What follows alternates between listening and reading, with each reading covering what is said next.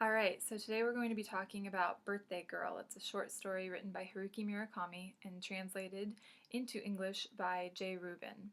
So, Birthday Girl is basically a story that will introduce you to Haruki Murakami's work in a really effective way because it's very subtle, yet you still get an idea of the kinds of ways that Murakami works, not only with language, but with story and with your mind. So, first things first, we're going to talk about what a story is.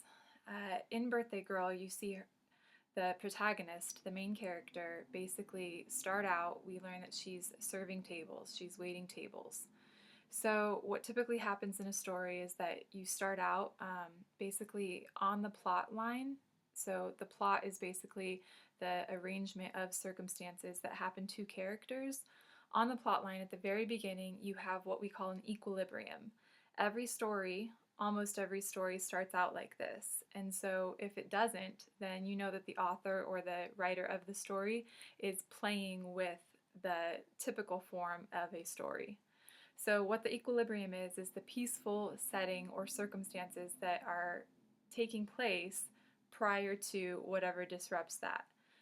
So, to give you an example of this, typically at the beginning of movies, you usually see a crime being committed, or a husband cheating on a wife, or vice versa, or a death. So, basically, whatever's going on, you see the family circumstances, or the couple circumstances, or whatever it is going well. So you see things peaceful and the normal way that the life would progress, and then you see something disrupt that. And that's basically what introduces us to the excitement of the story.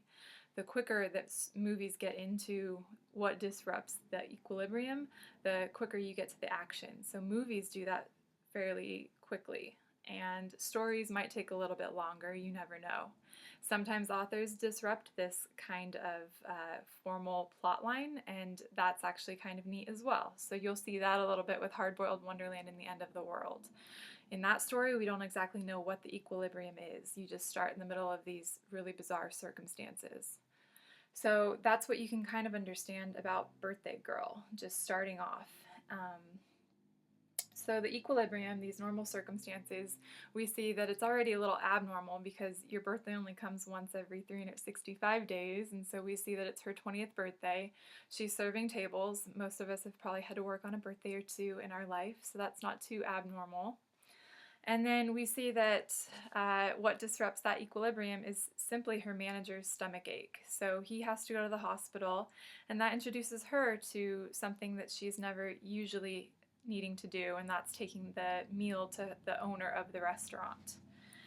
So you move on to the owner of the restaurant, and you see that he is an interesting character in himself. And what Murakami does is he plays with normal, everyday, mundane experiences. You even see him talk about how this religious ritual of the manager bringing the meal to him every night at 8 is something that Murakami is questioning. So anything mundane, anything that you don't question, is what Murakami considers a religious ritual. So you see him sort of play with that idea as well.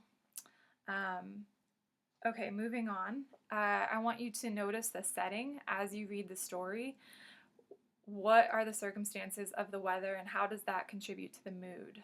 So try to think about the way that he just draws this picture for you, paints this picture for you. What is going on outside of this restaurant? Why are there very few customers? Try to think through the way the rain is contributing to the unveiling and the unraveling of the story.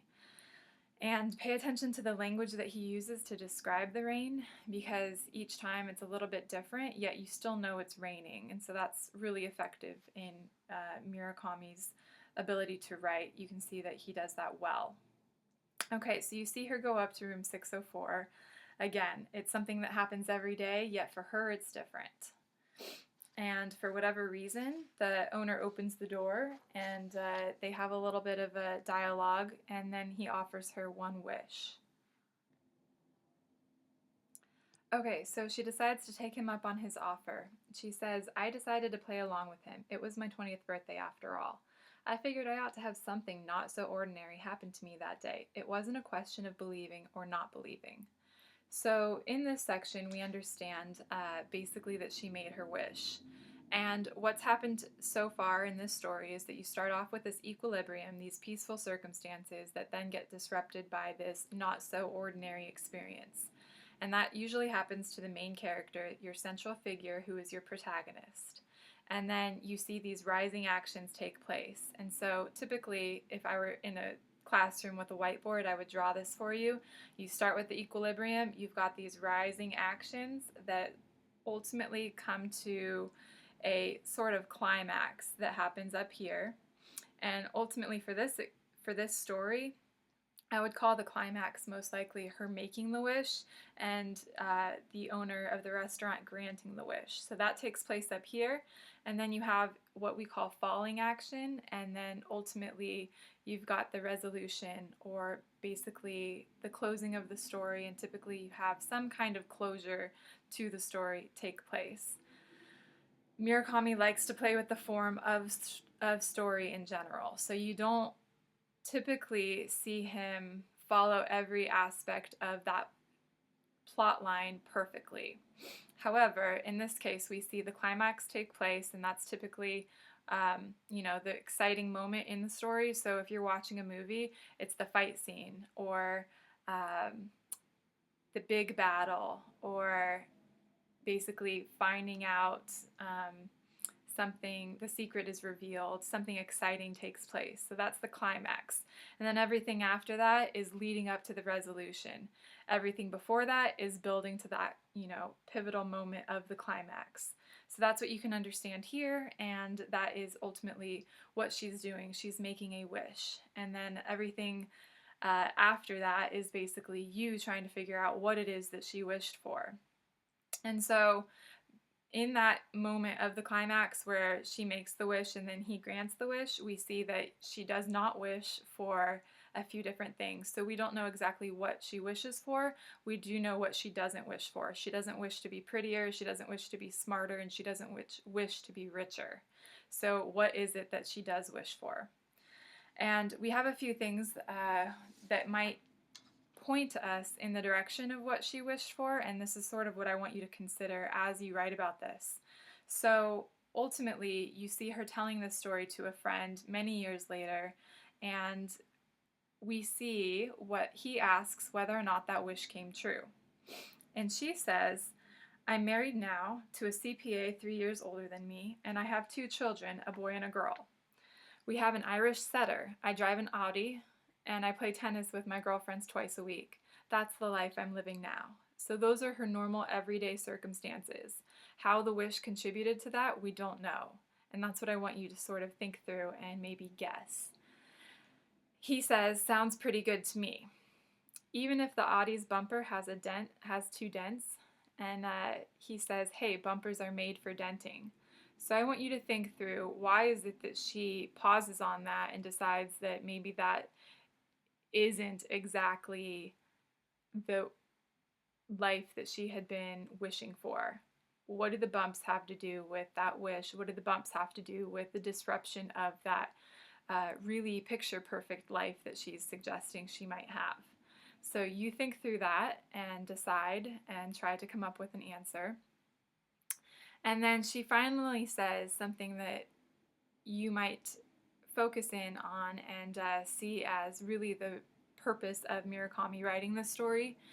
She says, "No matter what they wish for, no matter how far they go, people can never be anything but themselves. That's all." So what is it about the wish that would either contribute or take away from people being themselves?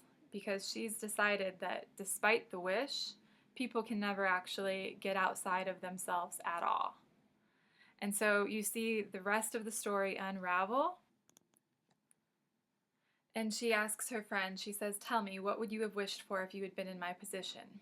And what takes place is the rest of their conversation and then the closing of the story. So he answers, "On the night of my 20th birthday, you mean?" She says, "Uh-huh." He says, "I took some time to think about that, but I couldn't come up with a single wish. I can't think of anything."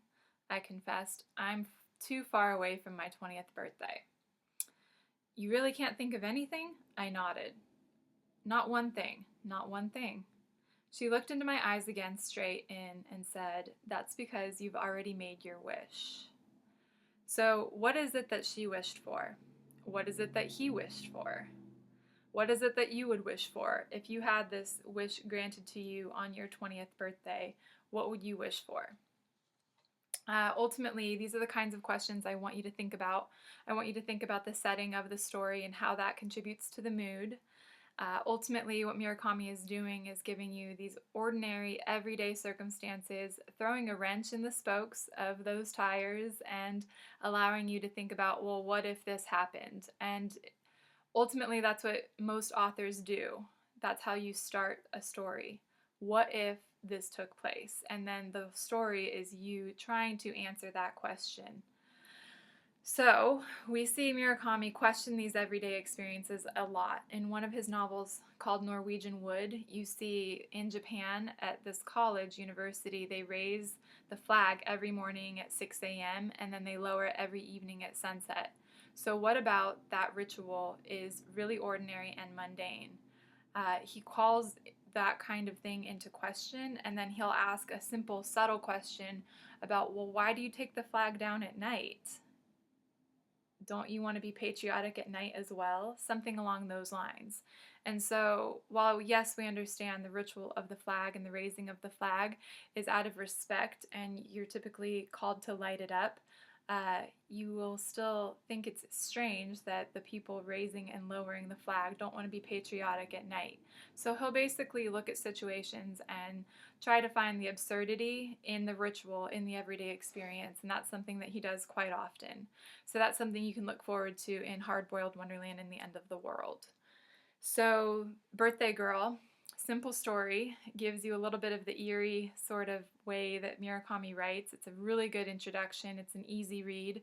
Hopefully you enjoyed it, and hopefully you can start to think about what that wish might have been. And ultimately, that's what I want you to do with the fiction that we read in this class, is sort of put yourself in the position of the protagonist and think about what you would do. All right, so that's it for now, and that's Birthday Girl by Haruki Murakami.